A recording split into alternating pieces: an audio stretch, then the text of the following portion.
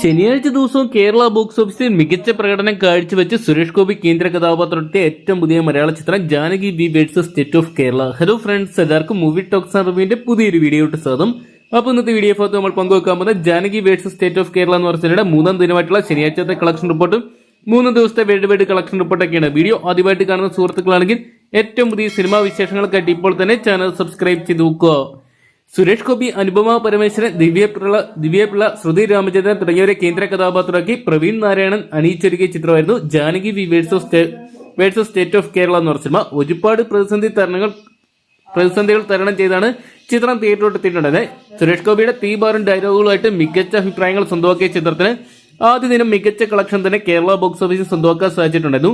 ശനിയാഴ്ച ദിവസത്തെ ചിത്രത്തിന്റെ കേരള കളക്ഷൻ റിപ്പോർട്ടുകൾ പുറത്തുവരുമ്പോൾ ചിത്രം 90 ലക്ഷം രൂപയോളം സ്വന്തമാക്കിയിട്ടുണ്ട്.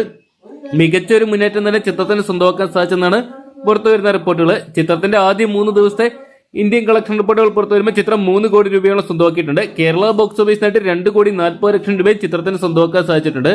എന്തൊക്കെയാണ് ചിത്രം വൻ വിജയങ്ങൾ തന്നെ സ്വന്തമാക്കുന്ന ഉറപ്പിക്കുന്ന രീതിയിലാണ് ചിത്രത്തിന്റെ ബുക്കിംഗ് മുന്നോട്ട് പോകുന്നത്. ഇന്ന് ഞായറാഴ്ച ദിവസം അത്യാവശ്യം നല്ലൊരു ബുക്കിംഗ് തന്നെ ചിത്രത്തിന് സ്വന്തമാക്കാൻ സാധിക്കുന്നുണ്ട്.